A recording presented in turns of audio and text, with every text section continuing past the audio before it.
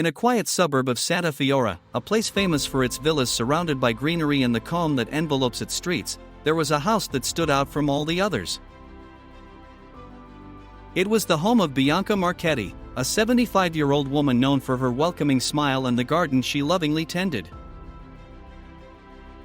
Its brightly colored flowers seemed to tell a story of life and hope, but the silence that reigned in the house hid a very different truth. Bianca had been living alone for years. Her husband had died too soon, and her children, Alessandro and Silvia, had moved north for work, leaving her behind. At first the visits were frequent, but over time they became less frequent until they stopped completely. However, Bianca tried to keep a positive spirit, finding comfort in her memories and daily walks in her garden. The scent of roses and the singing of birds were his most faithful companions. The smiles of her young and happy children next to their husband took her back to a distant time. "Where are Alessandro and Silvia?" she whispered in a thin voice as tears streamed down her face. That evening, the sudden ringing of the phone interrupted her thoughts. Sitting in her favorite chair, Bianca looked at old family photographs. "Mom, it's me, Alessandro," said a familiar voice from the other end. "Oh, Alessandro. It's been so long. I missed you," Bianca replied with hope in her voice. "You too, Mom. I was thinking we should spend more time together. How about a visit?" The proposal lit a spark of joy in Bianca's heart. "That would be wonderful, my son," she replied, unaware that the phone call would set off a series of unexpected events. A week later, the headlights of a car illuminated the driveway of her home.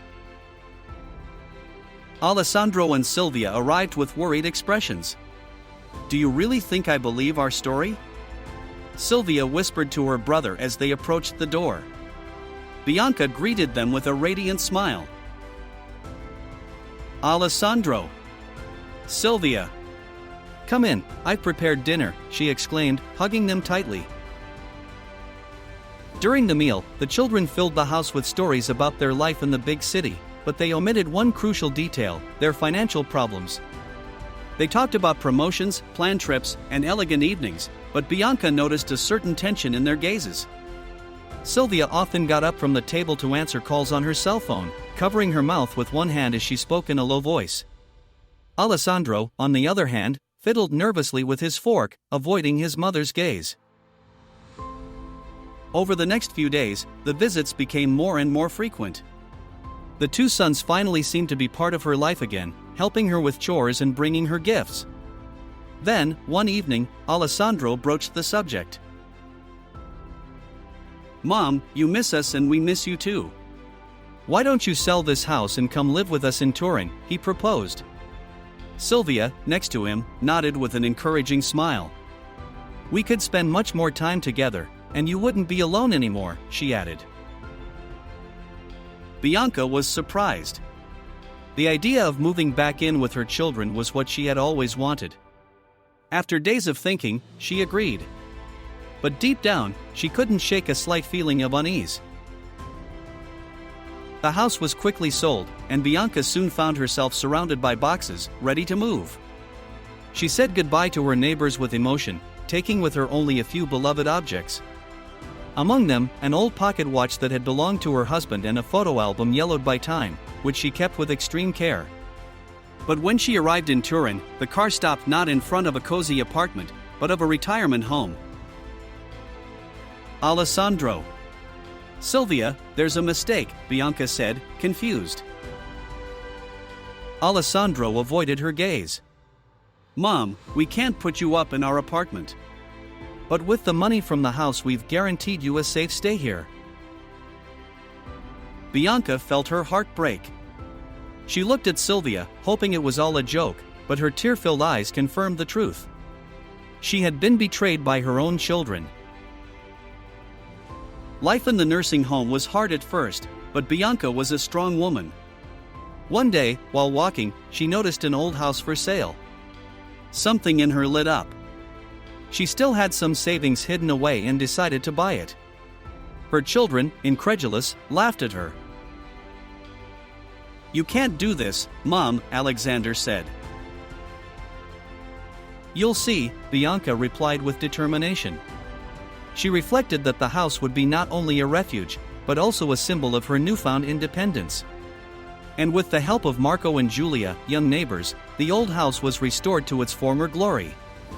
Marco, an expert handyman, took care of the major repairs, while Julia, with her refined taste, helped Bianca choose new furnishings and decorations. Bianca found a new family in Marco, Julia, and their twins, Alessio and Matteo. She was finally surrounded by people who cared for her out of love, not self-interest. One evening, sitting in the now lush garden, Bianca watched the children play and felt at peace. "This is my place in the world," she thought. One afternoon, while cleaning out the basement, Bianca found a locked trunk. Inside was a collection of priceless jewels and gold.